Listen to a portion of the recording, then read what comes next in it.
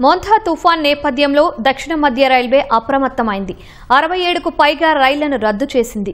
రేపు ఎల్లుండి కూడా రైళ్ల రద్దు ఉంటుందని దక్షిణ మధ్య రైల్వే సిపిఆర్ఓ శ్రీధర్ తెలిపారు.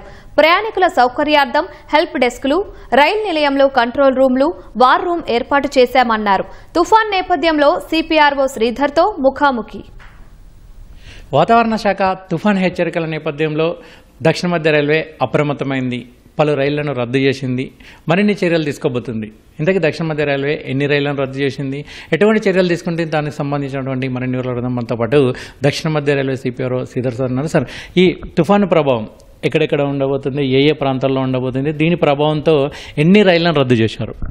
తుఫాను ప్రభావం వచ్చేసి ముఖ్యంగా మచిలీపట్నం, కాకినాడ మధ్యలో హెవీగా ఇంపాక్ట్ ఉండబోతా ఉంది. అంతేకాకుండా ఇటు తమిళనాడు వైపు, ఒరిస్సా వైపు కూడా తుఫాను ప్రభావం ఉండబోతా ఉంది. ప్రస్తుతానికి ఒక 67 ట్రైన్స్ని ఫుల్ క్యాన్సలేషన్ ఇచ్చాము. ఇంకా ఫర్దర్గా కొన్ని ట్రైన్స్ డైవర్షన్ కానీ ఇంకా క్యాన్సలేషన్ అన్నది ఇంకా ఫర్దర్గా ప్లాన్ చేస్తూ ఉన్నాం. ముఖ్యంగా ఈ టైం పీరియడ్లో విజయవాడ నుంచి విశాఖపట్నం వైపు వెళ్ళే ట్రైన్స్ ఆ ప్రాంతంలో ఉండకుండా చూసేందుకు ప్రయత్నం చేస్తూ ఉన్నాం. తుఫాన్ అంటే బలమైన గాలులతో వీస్తుంది. రైలు పట్టాలు కొట్టుకుపోయే అవకాశం ఉంటుంది.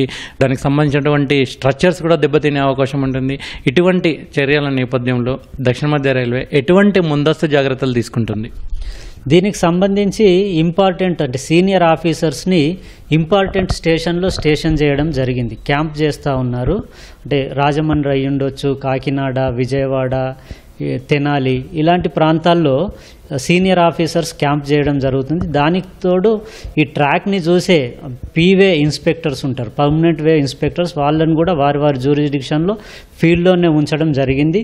దీనితో పాటు అంటే ఎక్కడైనా ఇలాంటి సంఘటన ఏదైనా జరిగి ట్రాక్ వాషౌట్ అవ్వడం ఇలాంటి అవకాశాలు ఉంటే దాన్ని కూడా ఇమ్మీడియట్గా రిస్టోర్ చేసేందుకు కూడా దానికి సంబంధించిన మెటీరియల్ ట్రైన్స్ అంటే మనకి బలాస్ట్ కావచ్చు, రైల్స్ కావచ్చు, స్లీపర్స్ కావచ్చు, ఇంకా మిగతా ట్రాక్ అండ్ సిగ్నలింగ్ సంబంధించిన ఇన్స్ట్రుమెంట్స్ ఏవైతే ఉంటాయో, ఎక్విప్మెంట్ ఏవైతే ఉంటాయో వాటన్నిటిని కూడా మెటీరియల్ ట్రైన్స్ని సిద్ధంగా పెట్టాము.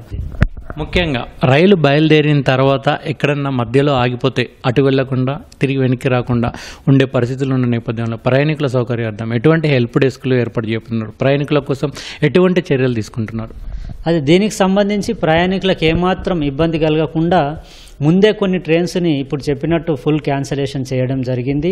సడన్గా తుఫాను తీవ్రత ఉన్న ప్రాంతంలోకి వెళ్ళి మధ్యలో ఇరుక్కుపోయి ఇబ్బందికరమైన పరిస్థితి తలెత్తకుండా మొట్టమొదటిగా ఆ జాగ్రత్తలు తీసుకుంటున్నాం.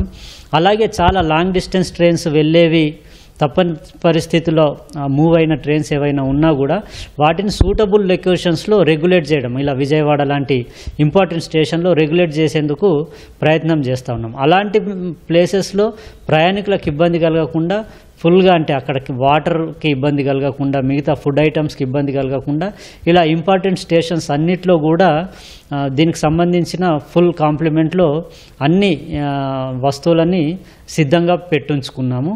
అంతేకాకుండా ట్రైన్స్లో కూడా ఎక్కడ కూడా వాటరింగ్ ప్రాబ్లం రాకుండా ఎన్ రూట్లో అన్ని చోట్ల ఎక్కడైతే వాటరింగ్ పాయింట్స్ ఉంటాయో అక్కడ అన్ని కోచ్ వాటరింగ్ చేసేందుకు కూడా ప్రణాళికలు చేసుకొని ఉన్నాము.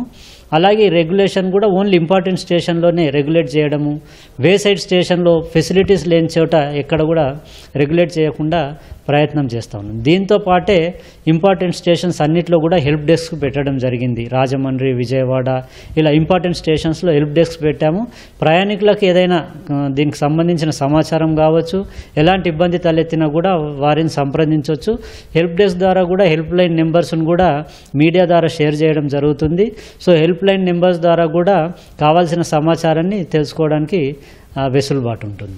దక్షిణ మధ్య రైల్వే ఆధ్వర్యంలో ఏదన్నా కంట్రోల్ రూమ్ని ఏర్పాటు చేస్తున్నారా? ఎందుకంటే రైళ్ల కదలికలు కావచ్చు, సిబ్బందికి ఆదేశాలు ఇవ్వడం కావచ్చు, ఇటువంటి చర్యలు తీసుకునేందుకు కంట్రోల్ రూమ్ అయినా ఎక్కడన్నా ఏర్పాటు చేస్తున్నారా? దీనికి సంబంధించి అంటే రెగ్యులర్గా మాకు ట్రైన్ మూవ్మెంట్ అన్నది కంట్రోల్ రూమ్ ద్వారానే మానిటరింగ్ జరుగుతుంది. ఎవ్రీడే 24/7 ఈ కంట్రోల్ రూమ్స్ పనిచేస్తుంటాయి.